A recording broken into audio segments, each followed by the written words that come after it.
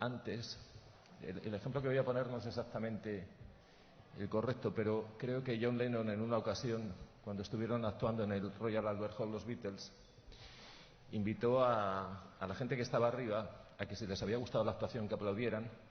Los que estaban en las primeras filas bastaba con que movieran las joyas.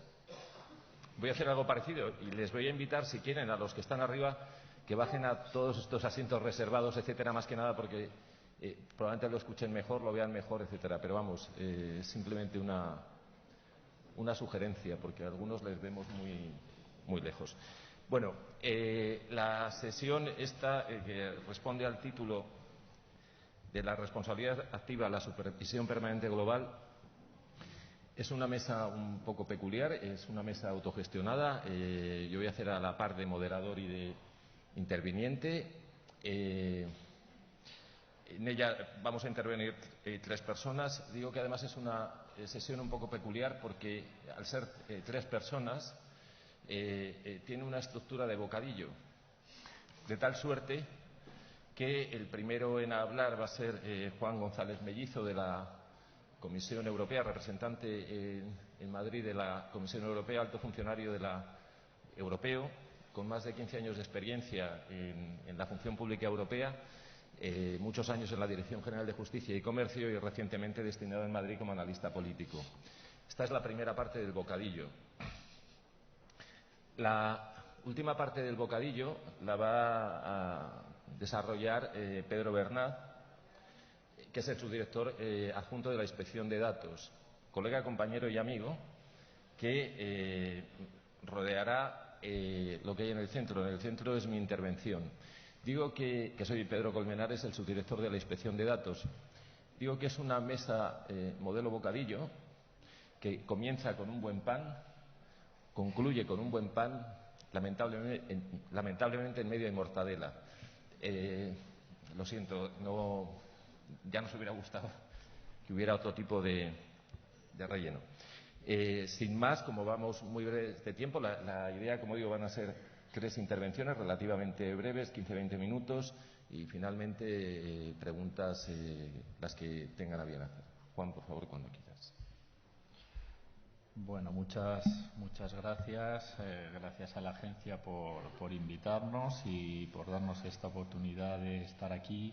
Yo disiento un poco de lo del bocadillo y yo, más que ser un buen pan, creo que soy un buen entrante, porque la visión que al menos desde la Comisión Europea queremos compartir es un poco general, institucional. Queremos hacer un balance para empezar esta sesión, pues de lo que ha sido para nosotros este primer año de aplicación del Reglamento General de Protección de Datos, pues que se basa en las consultas que hemos hecho, eventos, contactos con las agencias de protección de datos, con las empresas que han venido a vernos, con las asociaciones de ciudadanos, en fin.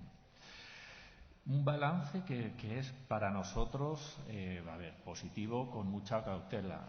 Nosotros sabemos que la puesta en práctica de un reglamento de esta envergadura no se produce de la noche a la mañana, con lo cual, aquí que esto es un proceso dinámico que acaba de comenzar. Entonces, estos son unas primeras impresiones, pues basadas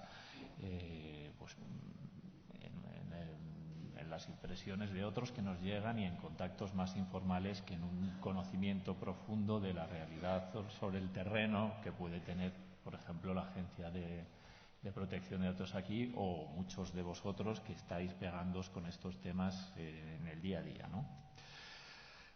Dicho lo cual, como digo, nuestra visión es positiva, o nuestra valoración es positiva, para empezar, en lo que se refiere a lo que ha supuesto para los ciudadanos el reglamento en términos de ejercer sus derechos. Bueno, nuestro objetivo principal era ayudar o capacitar a las personas a tener un mayor control sobre sus datos personales. En el mundo de la era digital, el antiguo reglamento estaba ya muy desfasado.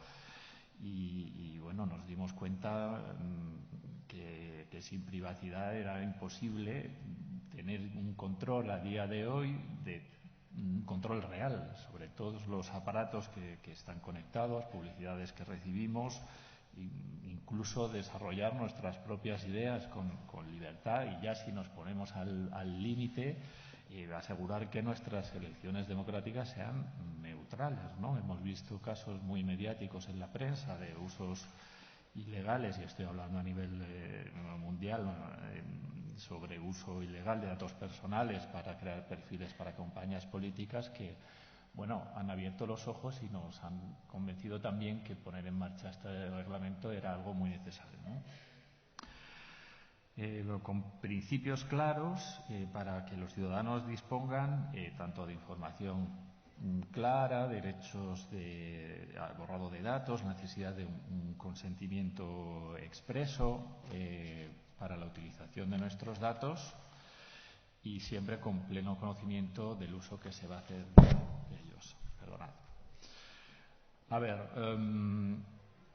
¿por qué decimos que hay una tendencia positiva? Bueno, vemos, por ejemplo, que el recién creado Comité Europeo de Protección de Datos, en el que forman parte también las agencias de protección europea, pues ha registrado ya más de 400 asuntos transfronterizos en toda Europa, que demuestra, bueno, la ventaja añadida del reglamento, porque la protección de datos ya no se detiene en nuestras fronteras nacionales. Otro indicador claro que confirma esta tendencia positiva es el nivel de conocimiento que tienen los ciudadanos, hablo a nivel de la Unión Europea, de sus nuevos derechos. Es verdad que el 25 de mayo todos recibimos una avalancha de notificaciones de empresas que nos pedían continuar utilizando sus datos, que a muchos nos abrió los ojos de la cantidad de datos que con nuestro consentimiento, a veces implícito, a veces más explícito, estaban en posesión, uso y circulación, ¿no? 2/3 de los encuestados en la Unión Europea han oído ya hablar del reglamento y conocen en mayor o menor medida sus derechos. Pues 73% decía conocer al menos uno o más de los nuevos derechos, 30% decía conocer todos. Pero incluso más importante que eso es que ahora el 60% de los ciudadanos de la Unión Europea saben que existe una agencia de protección de datos en su país que se encarga de la supervisión del reglamento. Antes era 40% en el 2015. Hemos visto también que en muchos países las ONGs que son activas en el área de protección de datos han comenzado a hacer uso de la posibilidad de llevar acciones representativas y colectivas ante las agencias de protección de datos. Aspectos que cabría mejorar, pues claro que también los hay en este frente, y es que, por ejemplo, muchos ciudadanos siguen siendo pues reticentes a leer completamente los privacy statements en su totalidad, o por ser demasiado lejos o complejos, a pesar que el reglamento es muy claro en la necesidad de ser conciso y breve, o de optimizar sus parámetros de seguridad. Nosotros queremos hacer una campaña en donde no se trata de animar a aplicar enfoques restrictivos o que la gente no comparta sus datos, pero que cuando lo hagan, dar las herramientas para que cuando lo hagan sea con conocimiento de causa. Un aspecto fundamental del reglamento es el papel central, y eso mis compañeros de mesa lo explicarán mucho mejor que yo, y el papel central y clave que juegan las agencias de protección de datos en el funcionamiento sobre el terreno y su puesta en práctica. Están en el centro neurálgico del sistema de gobernanza del reglamento y son el primer punto de contacto para empresas y ciudadanos. Entonces, nosotros desde la Comisión siempre animamos a que estén dotadas, y esto también está recogido en el reglamento, de medios adecuados, técnicos, financieros, para llevar a cabo esta función. Y aquí vemos que hay grandes diferencias entre distintos países de la Unión Europea y es algo en lo que hay que seguir trabajando. Si echamos la vista atrás, hace un año, cuando se puso en marcha el reglamento, uno de los grandes temores y terrores que nos transmitían era pues el miedo que las agencias se convirtieran en máquinas de expedir multas y sanciones indiscriminadas. A ver, un año después, nosotros ya podemos decir ya sin ningún tipo de duda que esto no ha ocurrido así, ¿no? Las agencias se han embarcado en un proceso de diálogo con las distintas partes, cada una dentro de su contexto nacional, de sus tradiciones nacionales y sus leyes, con las distintas partes, empresas y asociaciones, sabiendo que el cumplimiento y la puesta en marcha del reglamento es un proceso dinámico que depende tanto de las agencias como de las empresas, ¿no? Hablamos del principio de responsabilidad activa, pues aquí juegan un papel tanto empresas como las agencias. ¿Qué ha ocurrido? Pues se han publicado muchas guías, más de 20, por el Comité Europeo de Protección de Datos, explicando aspectos clave del reglamento, portabilidad, papel de delegado de protección de datos, y siempre después de consultas públicas en las que se ha intentado recoger dudas, inquietudes, críticas, sugerencias constructivas para la elaboración de estas guías, ¿no? Y muchas agencias han desarrollado también sus propias herramientas de apoyo. Por ejemplo, en Francia han dado mucha importancia al apoyo a las pymes y microempresas, que es algo que creo que también se ha hecho aquí en España. Otras agencias han preferido o han dado más prioridad a incentivar la innovación y el desarrollo de lanzamientos de productos nuevos que requerían gran proceso de datos, limitando los riesgos de privacidad. Esto no quiere decir que no haya habido multas tampoco. Ha habido multas en este primer año que van desde los 5.000 euros en un bar que utilizaba una videocámara de manera sin consentimiento de sus usuarios hasta multas mucho más mediáticas como la de los 50 millones de Google. Pero hasta donde nosotros sabemos no han sido multas indiscriminadas, sino procesos que han llevado su tiempo, que seguían una serie de notificaciones, investigaciones detalladas y siempre sobre la base de circunstancias específicas de cada caso. ¿Qué ha pasado con las empresas? Que esto también, como es habitual, cuando entra en vigor cualquier ley de esta envergadura, hacen falta cambios, surgen dudas, surgen cuestiones. Y hace un año, 2 años, se escuchaban escenarios bastante catastróficos a veces del sector privado que creemos que no se han materializado. Las empresas han hecho grandísimos esfuerzos para comprender y ajustarse a la nueva ley. De eso no hay ninguna duda, desde las más pequeñas hasta las más grandes. Pero muchas veces hemos oído empresas referirse al reglamento como una oportunidad para poner en orden los procesos de recogida de datos. Por ejemplo, respondiendo a cuestiones sobre qué datos se recogen, para qué los usamos, cómo los conservamos, cómo los protegemos, con quién los compartimos y realmente hace falta recopilar todos estos datos, ¿no? Hay estudios que muestran que responder a esta pregunta muchas veces han ayudado a exponer menos a riesgos innecesarios y a muchas empresas estar mejor preparadas para evitar incidentes de seguridad o brechas de seguridad o mitigarlos, que al final tienen un impacto que va mucho más allá de multas o sanciones. Tienen consecuencias en la reputación de las empresas, consecuencias financieras incluso. Con lo cual, al final, lo que se proponía con el reglamento era hacer un ejercicio de gestión sólida de datos para poner medidas a todos los niveles para proteger los datos y evitar estos problemas de seguridad. Y al fin y al cabo, y también eso era parte de nuestra filosofía que algunas empresas han compartido con nosotros, la protección de datos ofrece ventajas competitivas tanto para clientes como para ciudadanos que valoran cada vez más su privacidad y su seguridad. Voy a terminar. ahora que necesitamos ajustarnos un poquito más al tiempo, hacer un pequeño apunte sobre la convergencia global, visto que también el título de esta sesión se refiere a eso, y hablar un poco de lo que pasa fuera de Europa. La protección de datos ha estado y está ahora y más que nunca en el centro de atención mundial también, después de revelaciones como en el caso Cambridge Analytica, en el que se pone manifiesto que la captura de datos y la privacidad es un asunto global.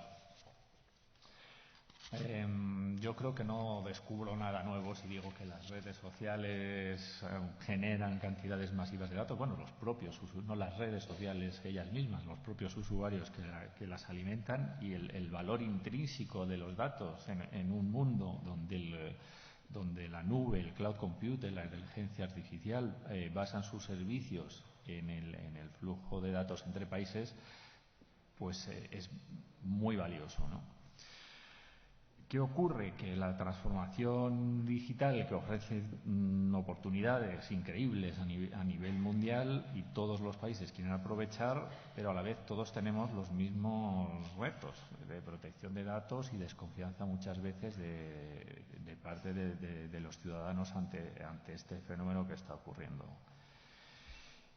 No cabe duda que ahora en Europa, con el reglamento, nos hemos posicionado a nivel mundial con un reglamento que creemos que ha influido fuera. Hemos tomado una posición, un reglamento muy fuerte de protección de datos, y que funciona o funcionará solo también en la medida en que haya una convergencia de otros países. Lo que hemos observado es que hay también una demanda cada vez mayor de reglas de protección de datos más poderosas, o de actualizaciones o nuevas leyes con fórmulas muy similares a las del reglamento. Japón, Chile, Brasil, India, Argentina, Túnez, Kenia, por poner ejemplos, están poniendo en marcha estas leyes que se basan en 3 pilares que son el ABC de nuestro reglamento: garantías sólidas de protección de datos, derechos exigibles y autoridades de supervisión independientes. Hasta 53 países ya han ratificado la Convención 108 del Consejo Europeo, que es hoy por hoy el único acuerdo internacional vinculante sobre protección de datos y que se ha convertido en una referencia universal, incluyendo pues recientemente México y Argentina, y por hablar de nuestros vecinos, Marruecos, que hace pocas semanas introdujo una demanda de adhesión. Pero lo más significativo de esta convergencia es que muchas veces la demanda viene de las propias empresas, que piden un marco regulador más estricto, cosa que, por ejemplo, hace 10 o 20 años hubiera sido impensable. Creemos también que un reglamento potente de protección de datos facilita el comercio y estrecha relaciones comerciales. Un ejemplo reciente, el acuerdo de adecuación que la Unión Europea ha firmado con Japón, que muestra cómo esta convergencia puede producir beneficios tangibles. Ahora mismo es la zona Unión Europea-Japón más extensa, más grande, de intercambio de datos libres y con seguridad. A modo de conclusión, nuestra valoración inicial de primer año es positiva. Espero que no os haya resultado demasiado positiva. También pensar que nosotros tenemos una visión mucho más global, pero no somos en absoluto ingenuos de pensar que la puesta en marcha, en la práctica, en el día a día, que muchos de vosotros hacéis, las complejidades de avanzar con el reglamento, los problemas que pueden tener los ayuntamientos locales, eso son todas cosas que estamos descubriendo ahora a medida que van surgiendo. Es una oportunidad fantástica para mí, para nosotros, estar aquí hoy para escuchar todas estas opiniones o sensaciones, impresiones vuestras en esta primera fase del reglamento. Es un poco, ya digo, tenemos una valoración positiva, pero muy cauta, sabiendo que no ha pasado el tiempo suficiente para hacer una valoración completa. Y estamos a la escucha tanto de las agencias con las que trabajamos muy de cerca como de las empresas y de la sociedad civil. Para terminar, decir que el primer informe de la Comisión Europea sobre la aplicación del reglamento se va a publicar en el 2020, con lo cual estamos en proceso de recopilar justamente impresiones y opiniones, y que ya entonces tendremos más datos para realizar una valoración más basada en hechos concretos. Y con este aperitivo doy la palabra o paso a la parte del bocadillo, la chicha, ¿no? O ahora que viene la mortadela. La mortadela. Gracias. Bueno.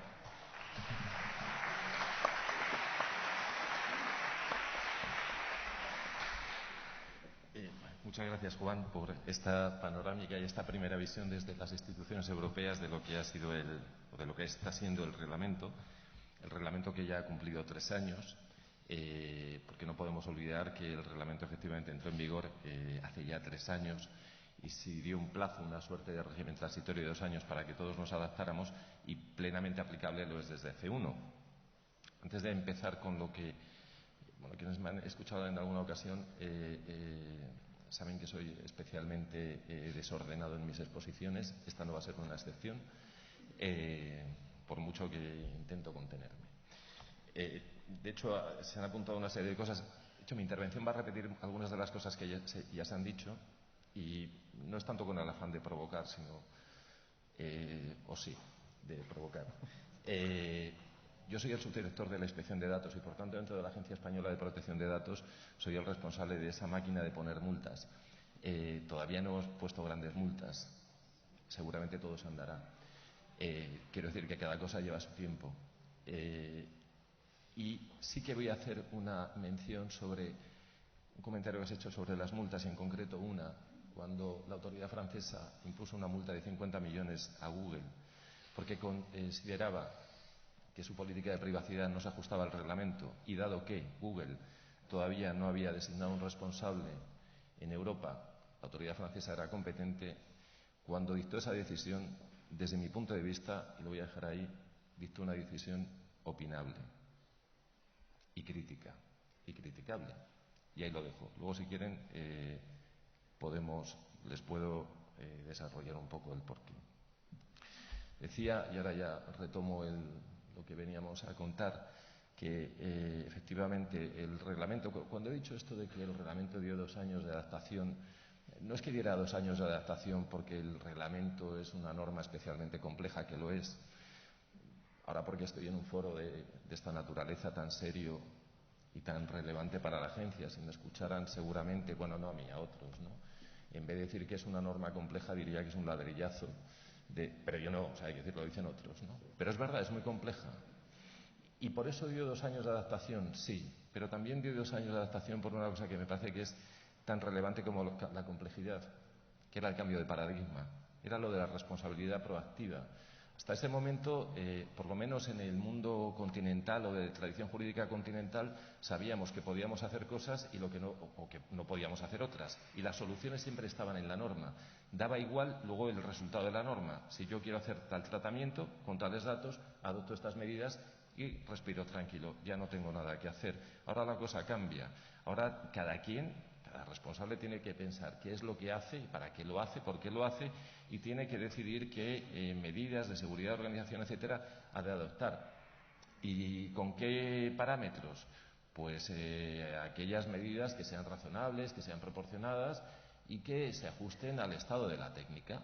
Bueno, pues con eso pónganse ustedes a tomar decisiones, a hacer tratamientos y a pensar que todo va bien. Pero, por otra parte, las autoridades de control ya no contrastan con lo que dice una norma y cruzo y veo si está bien o está mal. No tengo que hacer esas mismas valoraciones.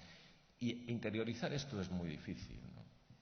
Ya verán más adelante en qué medida desde la agencia y en particular desde el área de la inspección de datos nos hemos ido adaptando o nos estamos adaptando. Pero es más, está el cambio de paradigma que si yo les hiciera a ustedes la siguiente pregunta, me gustaría saber qué responderían. La pregunta que me hacía preparar esto era la siguiente. Después de estos 3 años, 2 años más 1, seguramente aquí hay muchos delegados de protección de datos, responsables, etcétera. Si yo les preguntase cuál es la respuesta correcta, idónea, a la siguiente pregunta: ¿nos hemos adaptado ya todos al reglamento? ¿O muchos nos hemos adaptado al reglamento? Me gustaría saber qué opinan ustedes. ¿Cuál es la respuesta correcta, la óptima, la que desea el reglamento?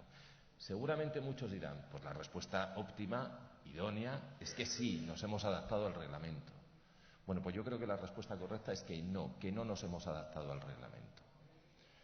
¿Por qué? ¿Porque hacemos las cosas mal? No estoy hablando de eso. Es que creo que el reglamento lo que quiere es que tengamos la conciencia permanente de que nunca estamos plenamente adaptados al reglamento. De ahí esos ejercicios que tenemos que hacer, de ahí esa responsabilidad proactiva, la necesidad de estar analizando y revisando continuamente qué es lo que hacemos, cómo lo hacemos y si se puede mejorar. Por eso digo, tenemos que tener una suerte de estrés. Saben que el estrés hasta ciertos niveles es perjudicial, pero unos niveles de estrés mínimos ayuda a tomar decisiones, a ser proactivos y a mejorar nuestros procesos. El reglamento lo que nos está pidiendo a todos, responsables y autoridades, es mantener ese nivel de estrés, estar haciendo permanentemente este ejercicio de autoevaluación. Por eso la respuesta correcta tiene que ser no, nunca estaremos plenamente adaptados al reglamento, porque el reglamento es lo que quiere, es lo que nos impone, que no descansemos pensando, como hoy ya he adoptado esas medidas, como ya he hecho mis análisis de riesgos, como ya he adoptado las medidas X, Y o Z, incluso he hecho esa evaluación de impacto, se acabó la historia, ya no tengo nada más que pensar. No, claro que tienes que pensar, porque el estado de la técnica varía a una velocidad vertiginosa. No digamos nada cuando hablamos de técnicas, que más que técnicas son tecnologías de la información y de la comunicación. Hay una cosa que, voy a hablar de un derecho. Me parece que no siempre recordamos con la debida profundidad cuál es el objeto de protección finalmente del reglamento y de las normas de protección de datos. Es decir, bueno, pues es muy fácil, es el derecho fundamental a la protección de datos, ¿vale? ¿Y qué es el derecho fundamental a la protección de datos? ¿Qué es el dato? El dato viene definido de una manera muy sencilla, es cualquier información que identifica o hace identificable a una persona. Ahora ya está, ya tengo la definición. ¿Me pueden ustedes decir ahora mismo dónde empieza y dónde acaba el concepto? Pues depende. Depende porque dependiendo de qué circunstancias una información podrá ser un dato personal o no podrá serlo. Qué difícil es todo esto. No solamente qué difícil es todo esto. De hecho, cuando les digo que un dato, tal y como viene definido, es una información que identifica o hace identificable, voy a decir otra cosa. Yo cuando oigo esas cosas de que los datos es el petróleo del siglo XXI, parece que estamos diciendo algo nuevo. Que va, no estamos diciendo nada nuevo. Si recuerdan ustedes, los que tengan una cierta edad, siempre se ha dicho que la información es poder. ¿Es verdad o no es verdad? Ahora simplemente hemos cambiado el aforismo. Ahora lo que estamos diciendo es que los datos es el petróleo del siglo XXI. Pero caramba, poder y petróleo me parece que son cosas muy parecidas. Quien tiene mucha información, me da igual que tenga mucho poder o que tenga mucho petróleo. Desde luego tiene muchísimo poder en último término. Hemos actualizado un poco el concepto, hemos sacado un aforismo nuevo, lo hemos actualizado un poco, pero estamos diciendo básicamente lo mismo. Quien tiene mucha información, quien tiene muchos datos nuestros, tiene muchísimo poder. Ojo, ¿eso qué significa? Que mis datos, los datos de todos y cada uno, fíjense, con esa extensión tan grande, toda aquella información que me identifica o me hace identificable, tiene muchísimo valor, porque son gotas de petróleo. Habrá que mimarlo, habrá que cuidarlo y habrá que protegerlo. Pero digo más, ¿y cuál es el alcance del derecho?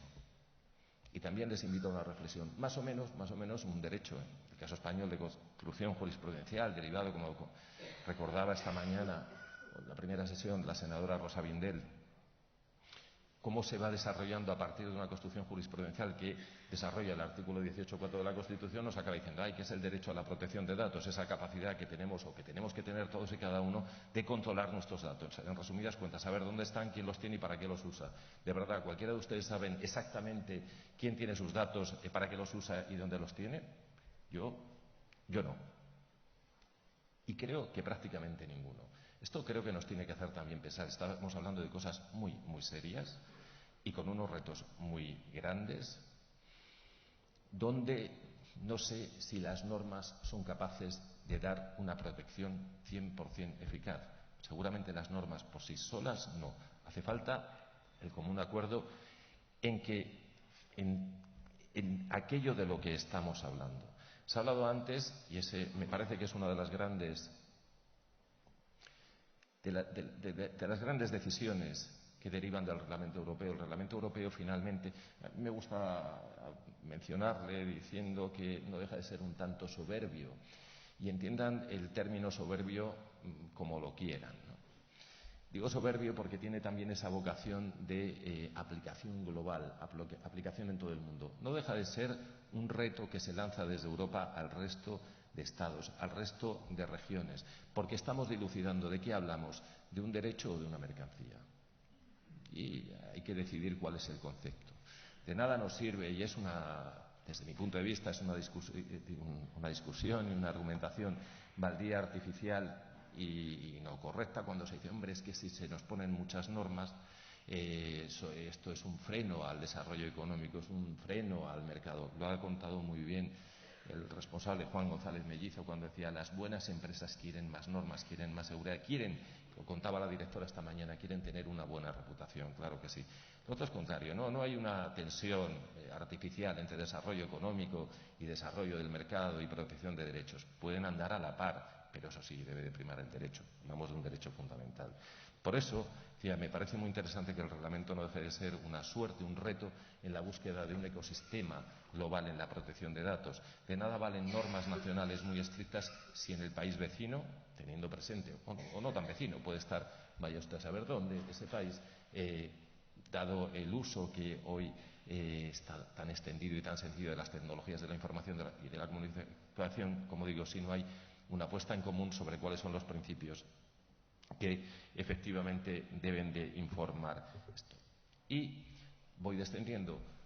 Como decía, la norma no es suficiente, hace falta una responsabilidad por parte de todos aquellos, y valga la redundancia, que son responsables en el tratamiento de datos, de todos aquellos que tratan datos, y es necesaria esa supervisión permanente por parte de las autoridades de control.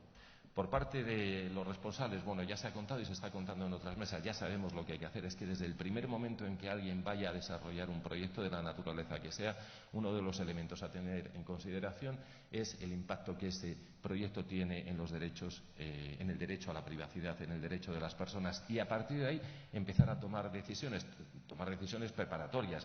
¿Qué datos necesito? ¿Para qué los necesito? ¿Qué medidas de organización y de seguridad debo de adoptar para proteger esos datos? ¿Por cuánto tiempo los tengo que tener? ¿Y cómo los debo de hacer desaparecer, borrar en el momento en que ya no sean necesarios? Además, debo de tener esto documentado y lo que decía al principio, acabado todo esto, decir, ya puedo respirar tranquilo. No, ni mucho menos. Tengo que estar revisando permanentemente todo ese proceso y mejorar todo ese proceso para garantizar que no voy a sufrir, que no van a sufrir los derechos y las libertades de las personas afectadas ninguna mengua. ¿Y qué le corresponde a las autoridades de control? Bueno, pues a las autoridades de control, dentro de esa supervisión permanente, tienen que tener en consideración, desde mi punto de vista, al menos tres aspectos que van muy ligados a cuáles son sus funciones. Uno de ellos, la concienciación ciudadana. Ahora me desarrollaré un poquito esta idea, porque creo que aquí tenemos alguna asignatura pendiente. También la parte preventiva y también la parte curativa. La parte curativa es la parte quirúrgica, donde ha fallado todo lo anterior, pues tendrá que empezar la parte, como decía, quirúrgica. Pero quiero empezar por la conciencia ciudadana. Es verdad que cada vez más, y lo comentaba era un eurobarómetro, os lo han comentado anteriormente, pero también las encuestas que hace el CIS han puesto de manifiesto cómo la conciencia de las personas sobre el derecho a la privacidad va subiendo, se va incrementando.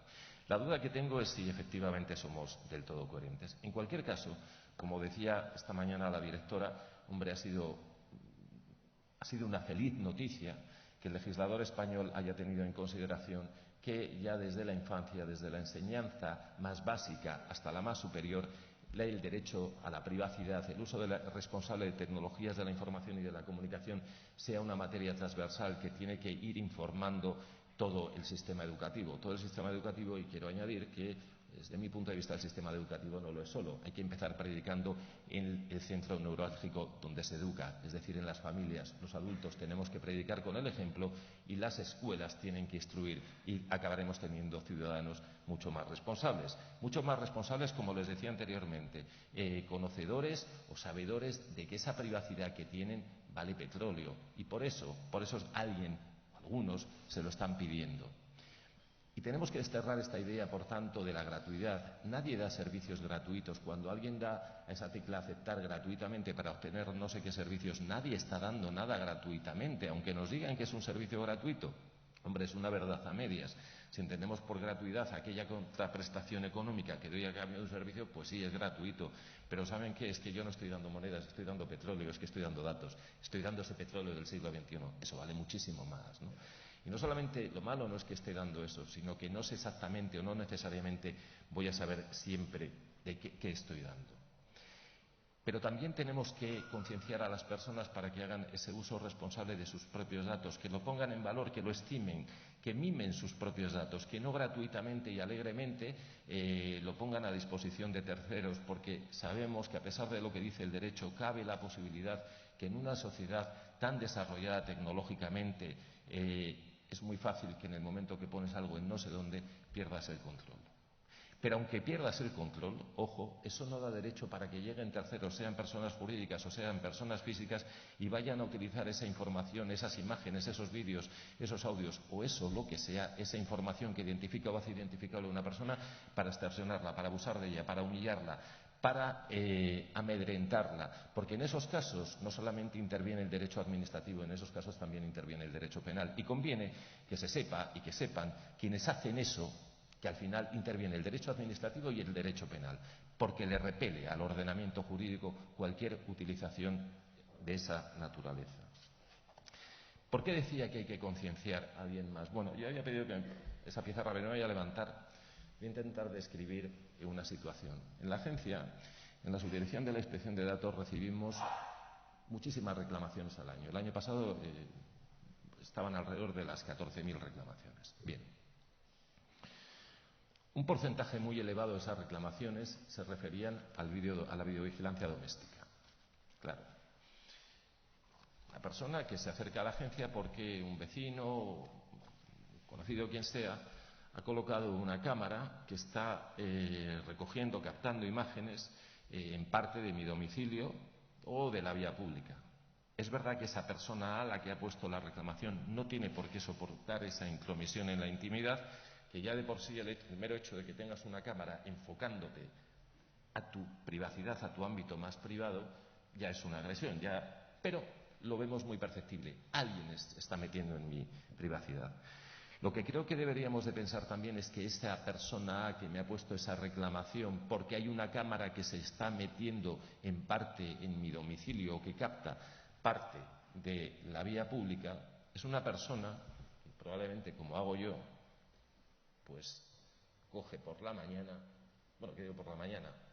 En un dispositivo como este lleva sistema iOS, pero como no quiero hacer propaganda, este lleva sistema Android. Entonces, me da igual, en cualquiera de los dos. Seguramente lleva el GPS activado y no le importa que haya un tercero que sepa a dónde vas y a dónde vienes todos los días. Incluso a dónde vas extraordinariamente, porque cuando no sabes cómo llegar al sitio, le preguntas a este o a este, a cualquiera de los dos, oye, ¿cómo llegar? Y te lo dice. Pero eso no le preocupa. Luego, una vez que ha hecho eso, ya digo, en ningún momento ha desactivado el GPS, ha leído la prensa, ha leído los 3 o 4 periódicos que ideológicamente le son más afines. Y no le preocupa que los haya leído aquí. Probablemente, además, haya repasado algunas páginas de ocio en conformidad con sus gustos. Y tampoco le preocupa que lo haya hecho aquí. Seguramente, en un momento dado, ha puesto un comentario en una red social utilizando estos dispositivos. Pero lo que de verdad le encorajina, caramba, es que hay una cámara que coge cuarto y mitad de vía pública. Y no tiene por qué soportarlo, insisto, no tiene por qué soportarlo. ¿Saben lo que creo que pasa? Que la cámara la estoy viendo. Lo que no estoy viendo es que tengo aquí o aquí, no digamos nada con el Internet de las cosas, tengo a alguien que se ha hecho pasar por amigo mío. Es una especie de amigo invisible, en realidad es un intruso invisible, que cuando tuve que activar este, o el que venga mañana, o mañana el frigorífico, al final de no sé qué cosas me dijo, ¿quieres aceptar esto? Normalmente me va a decir, hombre, me va a dar una cierta información, vamos a utilizar tus datos, entre otras cosas, para mejorar mi experiencia. Bueno. Y a lo mejor es cierto, pero no me cuenta la otra parte. No me cuenta que también quiere que yo acepte esto para que ellos mejoren su experiencia, porque realmente son ellos los que mejoran su experiencia. No está proporcionado, cómo mejoran ellos la experiencia y cómo la mejoramos nosotros. Bueno, a esto tenemos que darle respuesta y esto nos tiene que hacer pensar. Y creo que también todos y cada uno de nosotros deberíamos de reflexionar sobre esto. Bueno, esta era la parte de la concienciación de las personas. Y para acabar, y antes de que Pedro Bernat empiece a hablar ya de que, bueno, no vamos a llegar a tanto, ¿cómo ponemos multas? Porque a mí a veces me gusta que salgamos y que me acompañen más personas de la subdirección para que vean que las personas de la subdirección de la Inspección de Datos somos bastante normales, ¿no? Dentro de lo que cabe. Pero venimos así ya de casa, ¿eh? No, esto no tiene nada que ver con la agencia ni nada, esto es... A lo mejor por eso nos seleccionan, de todas maneras. Bueno, les decía que finalmente, con todo esto que tenemos que hacer, pues sencillamente creo que olvidarnos, tratar de otra manera el caso y analizar las causas. Nos han oído muchas veces decir cómo la reclamación entendemos que es una magnífica oportunidad para todos, para agencias, pero también para los responsables. ¿Por qué? Porque detrás de una reclamación hay una enorme fuente de información. ¿Qué es lo que nos preocupa ahora? Lo que nos preocupa es cuando nos llega una reclamación que se resuelva lo antes posible. Ya contará Pedro, por cierto, no es requisito para ser de la Subdirección de Inspección de Datos llamarse Pedro, esto es pura casualidad, pero tenemos más que no han podido venir, si no estarían aquí todos. Como les decía, la reclamación es nada más que una fuente de información y, si se me apura, es un síntoma. Si yo, como responsable, recibo una reclamación, lo puedo identificar desde que la directora utilizaba los datos de salud como que viene alguien que le duele la cabeza. Bueno, pues nada, tómate una aspirina y esto se resuelve. El problema es cuando todos los días tenemos síntomas. Entonces hay que analizar las causas. Lo que nos gustaría, y no siempre es así, es que antes de entrar nosotros a analizar las causas, sean los propios responsables los que, conscientes de que hay un síntoma que se está repitiendo, analicen las causas y mejoren los procesos y nos lo cuenten. Y lamentablemente esto no siempre es así. Y digo que lamentablemente esto no siempre es así porque el año pasado, cuando contábamos estas cosas, decíamos lo que íbamos a hacer pensando o animando a que esto fuese así. Un año después de la plena aplicabilidad del reglamento, si me preguntan ya mi opinión como subdirector de la Inspección de Datos, diré que mi opinión es agridulce, porque hay muchos y muy buenos responsables, pero hay algunos que no lo son tan buenos. ¿Por qué? Porque estamos viendo que se han tomado el reglamento como una suerte de tarea de maquillaje. Basta con poner en una página web: tengo un delegado de protección de datos al que usted puede acudir. No me puedo resistir a contar siempre un caso muy particular, que no voy a decir ni siquiera de qué sector es. Es verdad que tengo aquí varios teléfonos, pero esto no tiene absolutamente nada que ver con lo que voy a contar ahora mismo. Que resulta que, si no lo han cambiado ya, pero hasta hace bien poco, uno se metía en su página web, en la parte de privacidad, y podía leer arriba donde estaba el responsable, y a continuación nos decía que el delegado de protección de datos, que cuenta con un delegado de protección de datos que está en el mismo sitio que el responsable, a la misma sede, y al cual cada uno de nosotros nos podemos dirigir, eso sí, por vía postal. Lo cual, ya me lo han oído decir, me parece entrañable.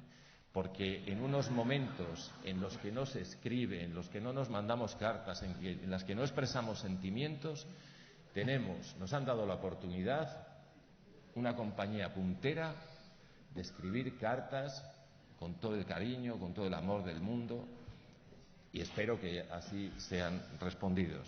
Pero, francamente, creo, esto está bien, pues a lo mejor para medidas de responsabilidad social corporativa, pero diablos, no para tratar de resolver reclamaciones en materia de protección de datos.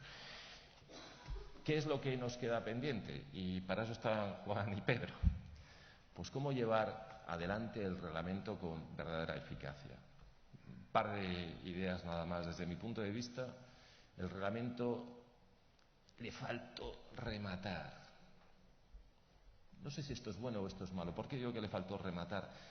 Porque no tenemos una autoridad europea de protección de datos. Todas las autoridades somos autoridades competentes, unas principales, otras interesadas, pero esto genera una suerte de complejidad. Y le faltó rematar por la cúspide. pero también en la base. ¿Por qué?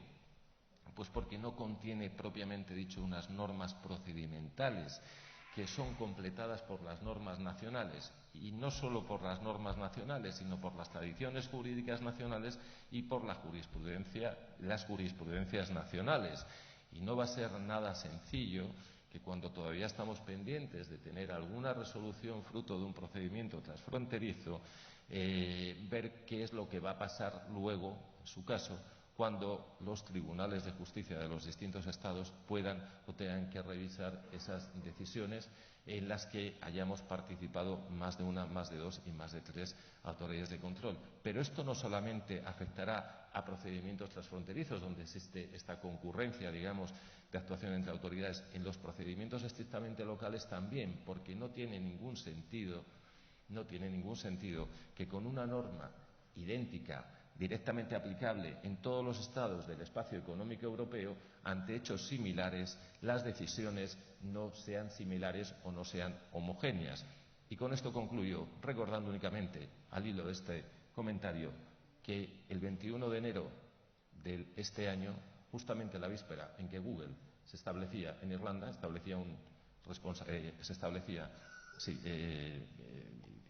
con un responsable para el ámbito europeo, como digo, el 21 de enero, Francia anunció que imponía 50 millones de euros a Google porque su política de privacidad no se ajustaba al reglamento europeo. Nada más, Pedro, cuando quieras.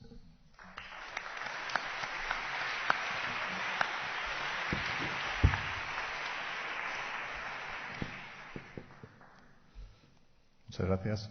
Buenos días. A mí me toca cerrar el bocadillo, según habéis estado indicando, pero para cerrarlo yo quería irme para atrás. Me quería ir al año pasado, a la foto de esta sesión el año pasado. Ahora hay una foto institucional como la que se han hecho los premiados, pero aparte de eso hay una foto que es un poco la que nos deja cada año la sesión abierta, ¿no? Para mí el año pasado la foto de la sesión y la foto del reglamento, lo ha comentado Juan, eran las cartas. El año pasado era el año de las cartas. Mi tía, que ya es octogenaria, estaba en el 20 y tantos % que sabía lo que era el reglamento, decía, eso es lo de las cartas, ¿no? Y efectivamente así era, un montón de cartas que nos invadieron, diciendo, pues ahora han cambiado los términos y condiciones, ha cambiado el servicio, el de la luz, el del gas. Ese, digamos, que era la estampa, ¿no? Lo que nos quedó. Este año han pasado 365 días, muchos de nosotros nos hemos cambiado de móvil y ahora podemos hacer fotos un poco diferentes, fotos más potentes, y la que voy a intentar hacer ahora pues es una foto de 360 grados. También para cerrar el bocadillo, pues y dándole forma a ese nombre que tiene nuestra sesión de la responsabilidad activa a la supervisión continua. A ver cómo podemos hacer ese círculo. Yo creo que vamos bien, a ver si ahora lo estropeo yo. Por un lado, ha pasado Juan por la visión que tiene la ciudadanía europea y sus representantes de cómo está funcionando el reglamento. A continuación, don Pedro Colmenares, ha hablado de cómo empresas, como instituciones, que son las verdaderas actoras del cambio, estaban haciendo ese giro. Y por último, pues lo que me toca a mí es hablar de las autoridades. Cómo las autoridades, que somos un poco las garantes de este nuevo orden, pues de qué manera nos hemos adaptado al reglamento europeo. Vamos a hablar de las autoridades de protección de datos. Obviamente hay diferentes funciones. No vamos a hacer los 160 lo mismo todos los días. Lo que sí hace falta es que exista una unidad de acción. Hay gente que se dedica a formar. De esa formación pues ha surgido una conciencia individual. La gente que lo ha oído pues ha pensado, esto del dato realmente va conmigo, el reglamento me afecta. De esa conciencia individual ha surgido una responsabilidad, una preocupación. Esa preocupación incluso se ha extendido, se ha hecho colectiva. Es una cosa curiosa, este invierno, también lo ha comentado nuestra directora, en nuestra agencia ha brotado una responsabilidad corporativa hacia lo social. En cierto modo entiendo que está relacionado y eso va a florecer en un plan propio. Pero no me quiero desviar. Se crea esa responsabilidad en las empresas, en las instituciones. Hay una conciencia particular, pero falta algo más. Falta pues un tercer factor, si queremos, más corrector. Hay desviaciones, hay gente que se olvida, gente que no interpreta, con lo cual pues es necesaria esa tercera pata, la pata inspectora o instructora, que es la que se encarga de intervenir cuando hay problemas, de corregir esos problemas. Yo trabajo en esa tercera pata porque me llamo Pedro y los Pedros vamos en la agencia. Esa tercera pata siempre, y es la que les voy a contar brevemente cómo estamos organizados y cómo nos hemos adaptado con el reglamento. Lo primero que tengo que contar es cómo nos ponemos en marcha o cómo arranca esa pata más correctora, ¿no? Y para eso me tengo que ir también, pero más atrás de la foto del año pasado. Me voy a ir a los 70. Me voy a ir a cómo empezaba una serie que se llamaba Los Hombres de Harrison. ¿Se acuerdan de Los Hombres de Harrison?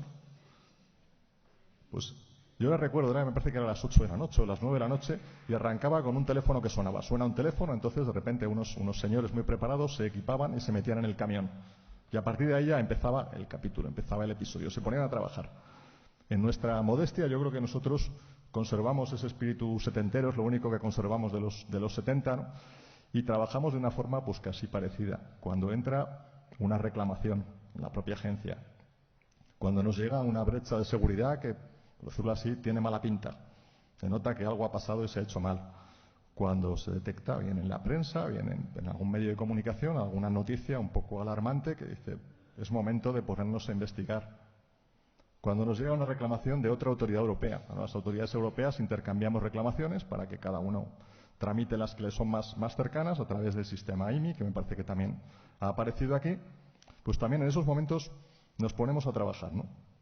Esa manera de trabajar, a lo mejor un tanto reactiva, la de los Hombres de Harrison, que todavía conservamos, es curioso, pero en otras autoridades europeas pues se ha quedado un poco más atrás. O sea, a nosotros nos llamó mucho la atención que somos una autoridad que admite muchísimas reclamaciones y algunos de nuestros vecinos prefieren pues solamente atender aquellas que representan una amenaza directa, un problema directo para la persona que las presenta, y otro tipo de reclamaciones pues simplemente dicen, esto no lo voy a atender. Hay una explicación para ello, además es una explicación yo creo que buena. Así como nosotros muchas veces no tenemos todo el tiempo que nos gustaría para hacer planes de oficio o planes organizados, hacer una investigación más planificada, ellos sin embargo sí hacen planes muy completos, ¿no? Es otra manera de enfocar el servicio público, ¿no? A lo mejor nosotros en un momento dado tenemos también que virar y pasar a trabajar menos encima de la reclamación individual para hacer otro tipo de trabajo más organizado o más sectorial, ¿no? Llegan las reclamaciones.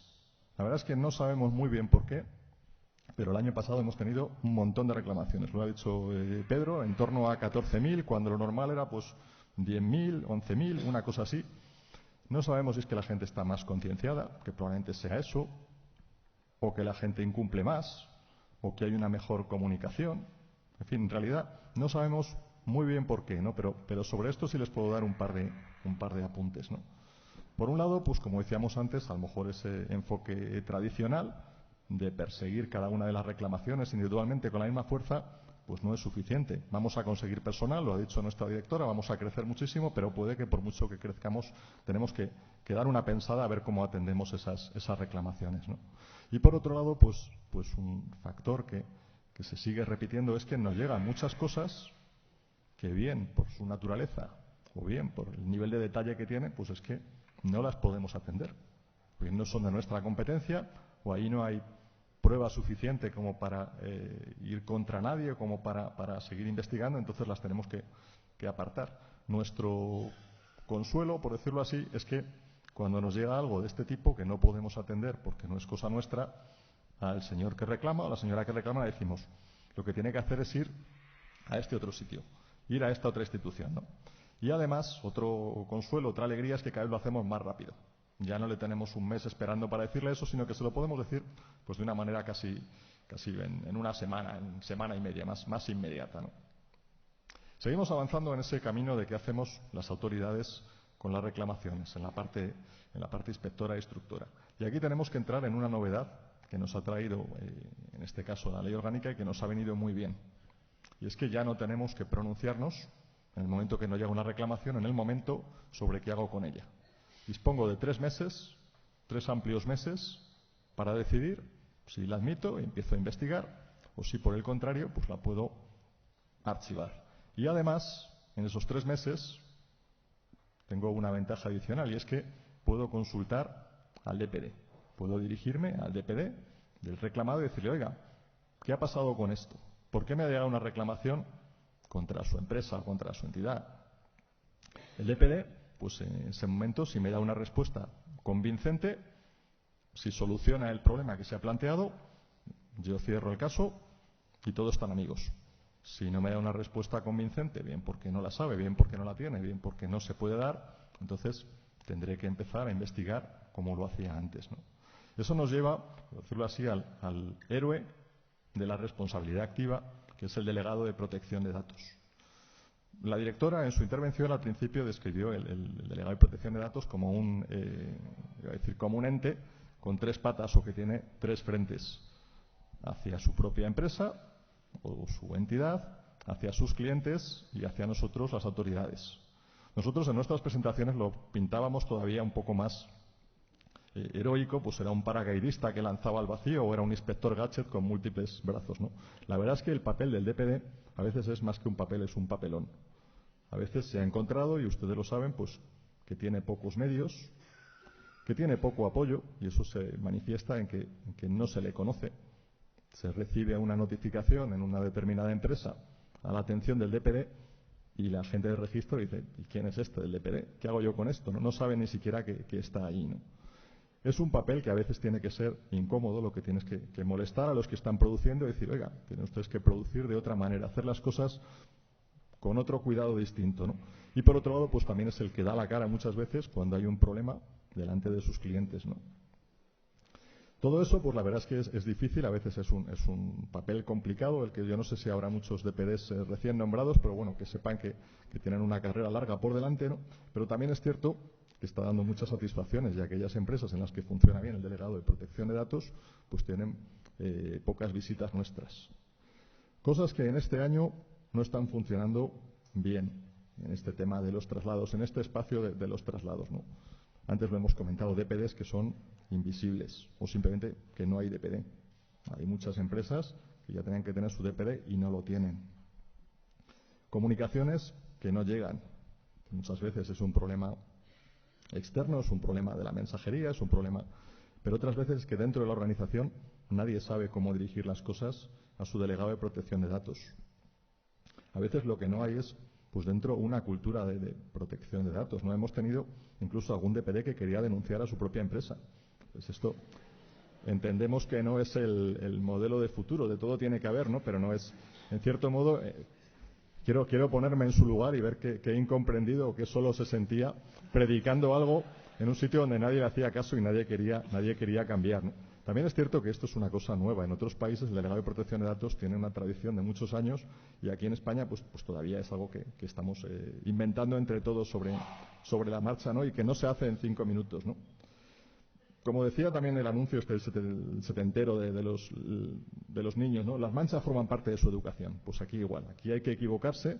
El delegado de protección de datos tendrá que ir pidiendo que retrocedan un tratamiento, que sean más conscientes en otra cosa, que expliquen mejor las cosas, y poco a poco pues iremos avanzando, pero no va a ser rápido, ¿no?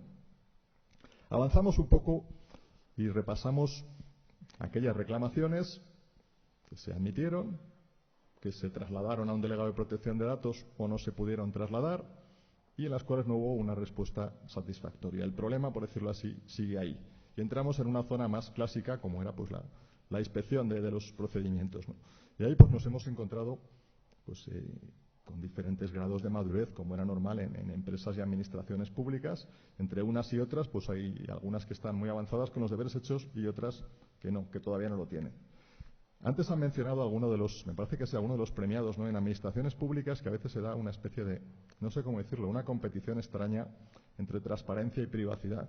Vamos a ser los campeones de transparencia y vamos a publicar todo, y por otro lado, pues esa prudencia que nos invita a la privacidad, es decir, ¿realmente esto lo tenemos que publicar o lo tienen que conocer los ciudadanos? Es una mezcla extraña, y seguro que con el tiempo somos capaces de dibujar la línea perfectamente, ¿no?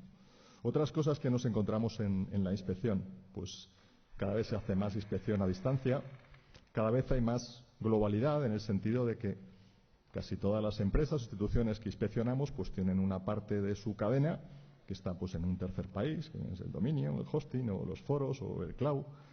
Sigue siendo un trabajo voluntarioso de perseguir responsables en terceros países, fuera de lo que es el espacio europeo. Y sin embargo, pues sí, cada vez nos encontramos una mayor preocupación por ese cumplimiento global de lo que nos pide el reglamento, ¿no? Dentro de ese aspecto de la inspección, pues también señalar solamente, también ha aparecido, si venimos aquí, pero casi todo estaba dicho ya, ¿no? La investigación de brechas de seguridad. Son muy poquitas, a lo mejor de todas las que llegan a nuestra autoridad, pues solamente el 4,5 o el 5% de las brechas se investigan después. Y este es un porcentaje que poco a poco irá creciendo, pero también se trata de que las empresas vayan siendo conscientes del problema que tienen y que no tengan ningún temor a registrar sus incidentes de seguridad, pensando que al día siguiente van a desembarcar los hombres de Harrison en la compañía. Se trata de declarar como un ejercicio de transparencia que ha habido un problema y que se está resolviendo. Después de esa inspección más clásica, lo que nos encontramos pues es con la instrucción de los expedientes, ¿no? Cada vez hay menos expedientes, afortunadamente, porque muchos se resuelven en esa fase de traslado al responsable, y de los que llegan, pues muchos se están resolviendo también por pronto pago y reconocimiento de responsabilidad. Eso acorta los tiempos y, en cierto modo, está mejorando también el servicio que se proporciona. Las sanciones han disminuido, como han dicho anteriormente, han disminuido en número, pero es posible que crezcan en importe. ¿Y esto a qué se debe? Pues estamos dando muchas oportunidades para arreglar las cosas. Ahora hay un delegado de protección de datos, estamos haciéndole un traslado, si queremos, amistoso. Hay posibilidades de que se exprese en la inspección. Lo que realmente llega a una sanción, pues probablemente es porque no se ha entendido bien o porque no había una voluntad de cambiar. Y al hilo de esa voluntad, pues también una cosa que quería comentar es que no podemos practicar el buenismo. Es cierto que muchas veces hacemos un traslado, el delegado de protección de datos nos dice, es un problema resuelto, se trató de un problema puntual, pero ya lo hemos solucionado. A la semana siguiente, con la misma compañía, era un problema puntual, pero ya lo hemos solucionado. Y así tenemos, pues en fila, 100 problemas puntuales, por lo mismo, y en un corto espacio de tiempo. Esto es como lo de la ardilla esa que se cruzaba España de árbol en árbol en la antigüedad, saltando sin tocar el suelo. Pues hay alguna compañía va de problema puntual en problema puntual. En esos casos, pues también nuestra unidad de auditorías tiene que intervenir, tiene que demostrar esa supervisión continua, y decir, no me creo que esto sea puntual. En cierto modo, ahora tenemos una dificultad a la hora de tratar estos casos, ¿no? Con la LOPD lo que teníamos era una norma muy definida. Aparte que con el paso de los años cada vez era más nítido la frontera entre lo que estaba bien y no estaba tan bien. Nosotros decíamos que utilizamos una aproximación de radar fijo. Como el radar de la carretera, uno va a 91, sale en la foto. Ahora lo que tenemos más bien es un radar de tramo. Uno puede ir por la carretera, mientras que de media vaya bien, no va a tener problema. Incluso si una vez se pone a 92 porque se le escapa el acelerador, probablemente no va a tener un problema. Ahora, si de continuo está fuera de los límites, eso es lo que vamos a detectar y se va a llevar una buena sanción. Vamos acabando ya para dejar un poquito de tiempo. Solamente quería asomarme a nuestra relación con otras autoridades europeas, cómo estamos cooperando. Antes, pues hace meses, hace años, pues sabíamos que había reuniones en Bruselas, eran casi una cosa druídica, ¿no? Que se juntaban a hacer unas pócimas misteriosas, a hablar de artículos, y ahora todo esto ha bajado al terreno de la normalidad. Ahora cada vez, como ha dicho Juan, cada vez hay más guías y más documentos que se están haciendo en los grupos de trabajo en Bruselas, y cada vez tenemos que estar más presentes. Algo que nos ha facilitado mucho la vida es el intercambio de reclamaciones entre autoridades, para que sea la autoridad más cercana al infractor la que esté llevando el peso del caso, con la colaboración de todas las demás. Todavía es un tanto, primitivo, pero cada vez está creciendo y cada vez se está consolidando. Esto, en cierto modo, responde a eso que decía el reglamento de una ventanilla única, y está muy bien. Ahora, una cosa es una ventanilla única y otra es que únicamente nos quedemos en la ventanilla, y eso es lo que tenemos que solucionar. ¿Cómo hacemos para avanzar en eso, ir avanzando cada día en esa operación de los países? Pues voy a citar 2 puntos. Algo que queremos poner en marcha, todos, son las operaciones conjuntas. Sería algo así como los cascos azules del dato. Poder contar con equipos conjuntos de diferentes autoridades persiguiendo un caso común. Ya no es una autoridad responsable y el resto pone la oreja, sino que realmente pues hubiera una colaboración real trabajando en los casos. Esto cada vez estamos más cerca, pero está costando cerrar. Pensemos que puede haber un poco de lío, pues por ejemplo, con la definición de lo que son funcionarios en otros países o no funcionarios.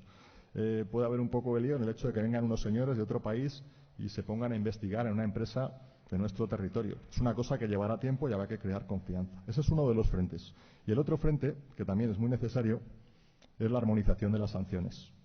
No tiene mucho sentido que por hechos equivalentes la sanción que se pone en Francia sea muy diferente de la que se pone en España o de la que se pone en Grecia.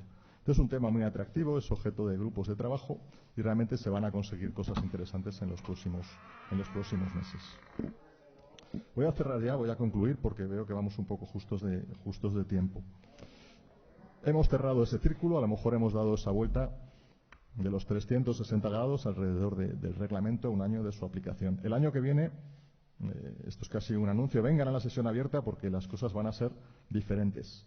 ¿En qué sentido? Pues, por un lado, la problemática evolucionará. Ya se ha hablado del Internet de las cosas, de los altavoces inteligentes, del 5G, problemas tecnológicos que van avanzando. La concienciación de la gente avanzará también. Nuestra historia, que está guardada en redes sociales, que está guardada en blogs, también irá creciendo.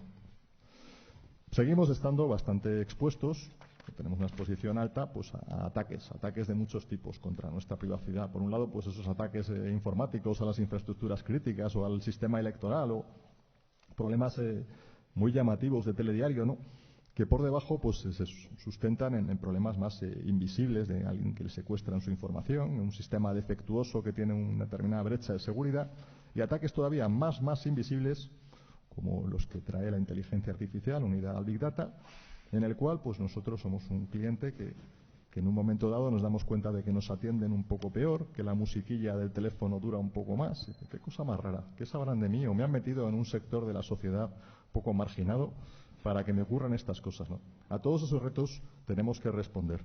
Y nosotros, pues la manera de responder como autoridades, pues básicamente va a ser intentando ser más rápidos, que es un deber que tenemos con todos los que se dirigen a nosotros, priorizando aquellos problemas que afectan a muchas personas, los problemas grandes, y por otro lado, pues priorizando también aquellos colectivos que son más vulnerables. Estamos hablando de las personas que no tienen una formación digital, estamos hablando de las víctimas de acoso, como se ha mencionado antes. A todos ellos en especial tenemos que emplearnos un poco más este año que viene. Y así será la foto del año 2020 cuando nos volvamos a ver todos aquí. Yo creo que por mi parte no voy a contar nada más. Y así cerramos el bocadillo y damos paso a otros bocadillos que quieran abrirse. Muchas gracias.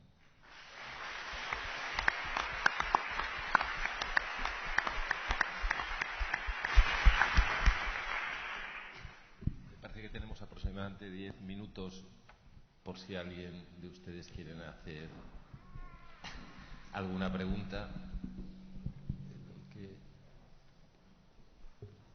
Si no quieren hacer ninguna pregunta podemos concluir, pero ya no hay café, ya lo cierto. Hola, buenos días. Quería ver si nos podía ampliar un poco la opinión sobre la sanción a Google que ha comentado antes. Adelantado el titular. Gracias. No hay tiempo.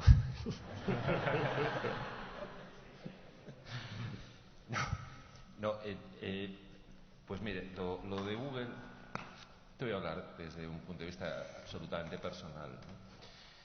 Desde mi punto de vista, cuando decía que era discutible, a mí, si fuese ajeno a todo esto, no acabo de entender cómo es posible que en una autoridad, la francesa en este caso, considere que Google ha infringido una norma, el reglamento europeo, es competente para imponer esa sanción y tramitar ese procedimiento en la medida en que Google todavía no había decidido establecer un responsable en Europa que adoptara decisiones que afectaran a los ciudadanos europeos. Y la pregunta que uno se hace es ¿por qué Francia considera que ha habido una infracción y el resto de autoridades no? Porque si lo hubiéramos considerado, lógicamente por los mismos hechos hubiéramos tenido que abrir un procedimiento equivalente, ¿no?, con unas soluciones o con unas decisiones homogéneas. No voy a decir que sea exactamente 50 millones porque luego eso depende de las muchas circunstancias, y empezando por las de cada país, ¿no? Tiene su explicación por qué se hizo eso, o por qué lo hizo Francia, y la solución no es exactamente que a veintitantos estados nos pareciera que aquello estaba bien y que a uno le pareciera que estaba mal. Tiene mucho que ver también con procedimientos internos, pero en cualquier caso, si yo fuera los abogados de Google, cuando fuera a recurrir ante los tribunales franceses, desde luego sí que diría, oiga, Francia habrá dicho esto, pero el resto de los estados que no tienen por qué actuar, las demás autoridades, sobre la base de una reclamación, no me han dicho absolutamente nada. Entonces es ahí donde decía, casi la crítica era el cuestionamiento que yo me hago de ese procedimiento, de esa sanción, es casi más bien de oportunidad, porque es cierto que el reglamento estaba recién estrenado, que Google en este caso había anunciado que va a estar adaptado perfectamente el 25 de mayo, le faltó rematar esto. Y Francia, de alguna manera, unilateralmente, es verdad que lo había comentado en los grupos de trabajo, hizo lo que hizo, y las demás autoridades, pues quisimos hacer una actuación más, si se quiere, más coordinada, pero creo que ahí se hizo un flaco favor, fue un mal comienzo, voy a decir, de la aplicación práctica del reglamento por parte de las autoridades. No sé si la que lo hizo bien fue Francia y la que lo hicimos mal fuimos las otras o viceversa, ¿no? Pero básicamente era esa la idea. Creo que se explica mal por qué uno lo ha hecho y por qué los otros no lo han hecho. Y puede quien entienda que diga, bueno, es que para el resto de autoridades lo que hace Google es correcto, mientras que para Francia no. Es raro, por lo menos es raro. Era básicamente eso.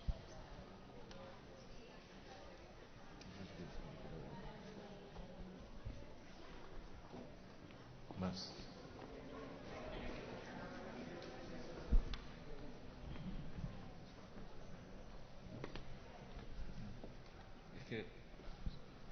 Hola, quería hacer una pregunta realmente sobre las actuaciones de las autoridades de control hoy en día, que evidentemente durante muchos años hemos tenido problemas con el avance de la tecnología y siempre hemos ido detrás, tanto los abogados como las autoridades de control, ¿no?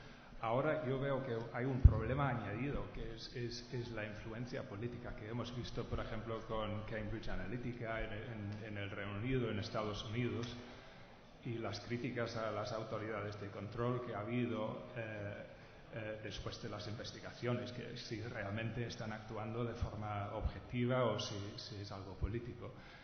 Ahora, ¿qué se puede hacer la agencia? Porque yo creo que en muchos países nos vemos un poco desprotegidos, que hay ese avance de tecnología que supera la normativa y que la democracia que ahora está amenazada.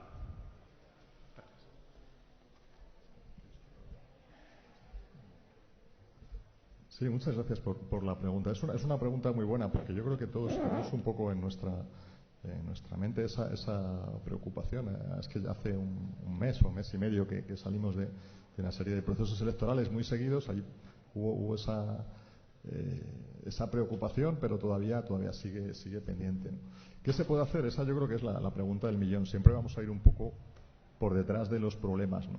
De lo que sí puedo decirles lo que estamos haciendo. Lo que estamos intentando hacer es ofrecer una respuesta conjunta de las autoridades, ya no me refiero a autoridades de protección de datos, sino a autoridades del Estado, para hacer frente a esas amenazas electorales. En concreto, pues la agencia participa junto con una serie de organismos que lidera el Ministerio del Interior, pues está, solo por nombrar algunos, está CCN, está Mando de Ciberdefensa, están varios gabinetes de comunicación, estamos nosotros en una red de procesos electorales, y lo que hacemos es que periódicamente nos juntamos para ver qué tipo de amenazas son las que pueden surgir de cara a un proceso electoral y qué respuesta podemos dar. La verdad es que las amenazas son sorprendentes, ¿no? Porque nos encontramos desde temas que dan un poco más de lleno a la privacidad, temas más de seguridad de la información o temas de infraestructuras, temas de desinformación con fake news y demás. Y por separado es difícil dar una respuesta, por lo menos que la respuesta que demos ante una amenaza de ese tipo, que sea algo consensuado entre las autoridades y que el ciudadano no esté escuchando mensajes contradictorios que son al final los que van a minar la confianza. Yo creo que si somos todas las autoridades las que respondemos a la vez y con una sola voz, pues en cierto modo podemos plantar cara a esas amenazas electorales que pudiera haber, ¿no? Pero la realidad, pues como digo, nos va a sorprender, ¿no? También es cierto que en Europa pues hay una preocupación alta y se están tomando medidas, y las propias compañías del dato pues son conscientes de que es algo que les hace mucho daño, que reputacionalmente nadie quiere sentir que sus datos se van a utilizar, por decirlo así, por tramposos para sacar una ventaja electoral, y son los mismos los que se están autoimponiendo códigos de conducta y los que están reaccionando para combatir este tipo de amenazas. Yo no sé si con todo ello le puede dar una perspectiva de cómo estamos trabajando. Gracias. Sí. Si me permites, iba a añadir a eso una cosa. Aparte de lo que ha comentado Pedro, en el caso de la agencia española, y en el caso de... O sea, en este año que hemos tenido tantos procesos electorales, seguramente saben que la Comisión Europea, precisamente haciéndose eco de esas preocupaciones, lanzó allá por septiembre, me parece, en el otoño pasado, una suerte de paquete de medidas para garantizar unas elecciones europeas transparentes, libres, etcétera, etcétera. En el caso español esto se aumentaba por cuántos procesos electorales iba a haber, y además por la reciente reforma de la ley electoral, el famoso 58 bis, cuyo apartado 1, como se ha dicho esta mañana, el Tribunal Constitucional ha declarado nulo recientemente. Voy a decir una cosa que es absolutamente personal. Mar España está diciendo que no sé si esta va a ser su última sesión abierta. Es fácil que lo sea. Y voy a hacer un comentario absolutamente personal. Es verdad que la realidad nos va a superar. Ojalá, y esto sí lo contaría luego en los pasillos porque voy a decir lo que voy a decir, ojalá los futuros presidentes, directores adjuntos o como se denominen o se vayan a denominar, tengan una vocación de servicio público como la que tiene Mar España, que gracias a lo cual efectivamente inmediatamente la agencia reaccionó con el artículo 58 bis, iniciativa suya fue la circular que se aprobó, que afortunadamente en parte ha quedado vacía de contenido por el Tribunal Constitucional. Pero mientras haya responsables públicos con esa vocación de servicio público y esa entrega por lo público como Mar España, en España, y valga la redundancia, podremos estar bastante tranquilos. Lo digo porque posiblemente efectivamente sea, y estoy hablando por cosas que yo conozco, que no voy a contar aquí, pero que creo que me apetecía decirlo.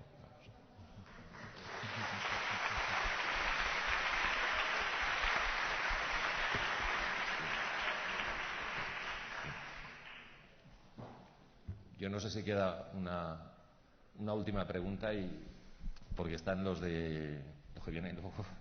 Sí, toda la parte en la nueva ley española de derechos digitales, desconexión digital, que a veces son, a mi entender, cosas que pues de conciliación laboral casi, ¿entienden ustedes que también son temas que los DPDs tienen que supervisar y que están tan relacionados con la protección de datos? ¿O hay aspectos de la nueva ley española, las partes sobre todo que van más de conciliación casi, de desconexión digital o temas, artículos similares, que realmente quedarían fuera del alcance de todo lo que es protección de datos?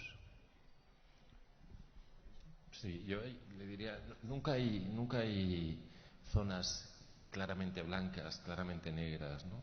De todas maneras, siempre donde haya un riesgo para la privacidad, digamos, sí que interviene. Nuestra materia es transversal. Decía la directora esta mañana que es una materia muy divertida. Hombre, lo que pasa es que en ocasiones demasiado divertida, ¿no? Pero por una razón, porque no hay un sector propiamente dicho, y siempre es algo que de un modo horizontal afecta. Una referencia para saber cuándo sí y cuándo no es aquellos artículos de ese título 10, me parece recordar, de la ley, donde la competencia es propiamente de la Agencia de Protección de Datos. Hablamos de privacidad en sentido estricto. En otros casos no es competencia de la agencia esos artículos, lo cual puede dar un poco una pista hasta dónde debe y no debe de llegar el delegado de protección de datos a intervenir. Desde mi punto de vista, sí que creo que al menos debe observarlos y debe saber cómo se están haciendo las cosas, porque es fácil, o hay riesgos, de que se extralimite el objeto que se pretende con eso, y finalmente que se apliquen los principios de minimización, de proporcionalidad, etcétera, etcétera, para conseguir esa finalidad que está prevista en la ley. Pues yo con esto tenemos que dar por concluida la sesión. Quiero agradecer especialmente a Juan González Mellizo su atrevimiento y su presencia aquí, que sé que no ha sido fácil, sé que tiene una agenda variopinta y toca muchos temas, pero era para nosotros imprescindible contar con la visión de un alto funcionario de las instituciones europeas en lo que es el reglamento, y a su vez nosotros, pues en su caso hasta reprochar muy educadamente aquellas cosas que están pendientes de estas normas europeas cuando descendemos al terreno, pero también para que conocieran un poco los problemas prácticos que representan estas normas. Sin más, muchísimas gracias y hasta la sesión siguiente.